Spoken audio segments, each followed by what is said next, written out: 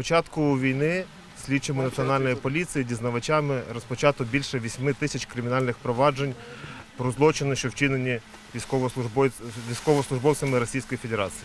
2,5 тисячі злочинів зафіксовано на території Київської області. Ми зараз працюємо на деокупованих територіях, там, де є можливість працювати, де території є розмінованими, і ми маємо доступ, слідчі мають доступ і наші експерти до відповідних локацій для проведення слідчих дій і допитів. З сьогоднішнього дня почалося відпрацювання слідчими поліції цього населеного пункту. Слідчими напрацьований відповідний алгоритм, який включає в себе встановлення осіб, які перебували під час окупації, розшук осіб, які загинули під час окупації, які були піддані насильству, фіксування зруйнування майна. А так само ми фіксуємо військову техніку, місця перебування військовослужбовців, максимально намагаємось зібрати сліди їх перебування.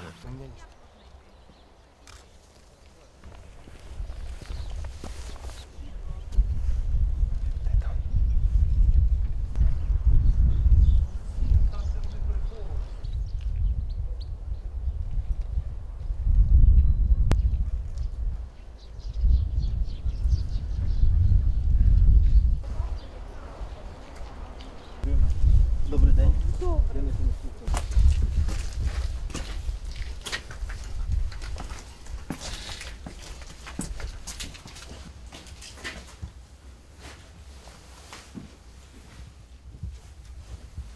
У ході огляду місця події в підвальному приміщенні даного будинку було виявлено місце відпочинку,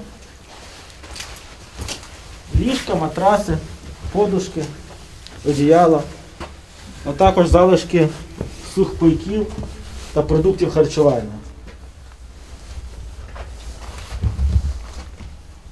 В іншому приміщенні також виявлені на підлозі подушки, матраси, рештки упакувань від сухпайків, дрова для отоплення приміщення, а також взуття, одяг, консервації,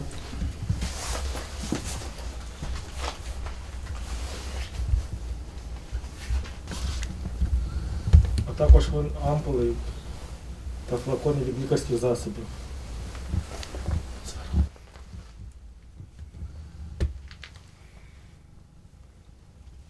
Також на підлозі наявні стрічки червоного кольору, якими вони позначали. Ми знаходимося в селі Бервиця Броварського району. На даний час проходять слідчі дії по факту документувань, руйнувань, які завдали війська Російської Федерації. На даний час ми бачимо будинок культури розбитий майже повністю. За даною інформацією нашою, тут був штаб військових Російської Федерації, рядового складу, які тут мешкали, жили. От ми бачимо, вони рили такі окопи, бліндажі. Також звідси також видно дані їхні укріплення. Трішки подалі стоїть їхній розбитий автомобіль, на якому знаходилося їхнє озброєння, поруч розкидані гранати, які були зірвані нашими військами. Окупація даного села відбувалася з 2 березня по 30 березня. На даний час в селі проводиться також документування руйнувань садиб і будівель мирного населення, документація знищення їхніх автомобілів, документація злочинів, які були вчинені росіянами по факту мародерства з жилих будинків. На даний час працює 3 слідчо-оперативні групи. Було встановлено нами на даний час 2 особи, які були загинули від рук рашистів. І в цьому напрямку ще відбувається робота. Також біля 30 будинків зруйновано, біля 10 автомобілів зруйновано. Кожного дня ці цифри змінюються.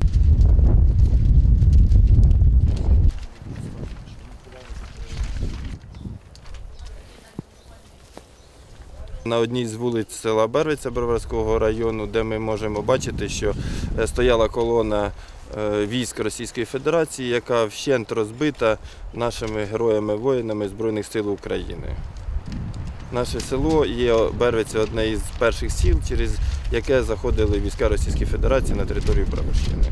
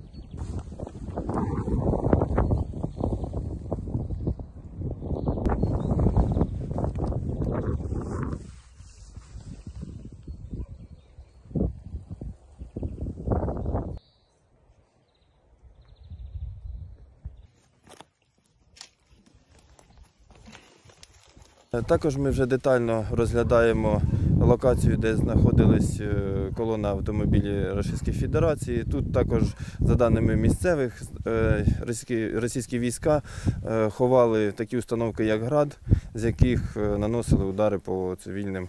Я була вдома і дзвонять мені ось тут з дачі, в нас із дачі подружка, і каже: Оксана, дуже гуде техніка, дуже гуде.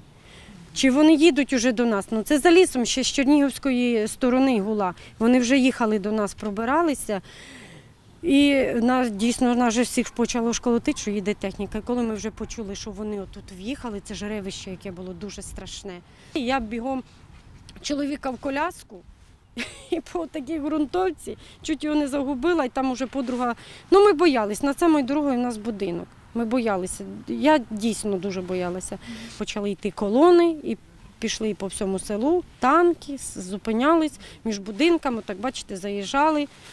От я вам скажу за свій будинок, забрали каструлі, забрали сковорідки, забрали ложки, вилки, забрали всі ковдри, пледи здорові були.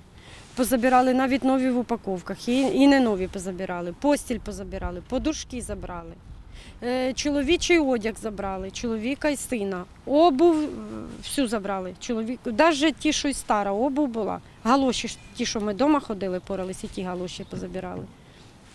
Чашок багато позабирали, чугунчики такі, що теж, казанки, це що з будинку, телевізори забрали, музикальні центри, планшети, ну таке. Все брали.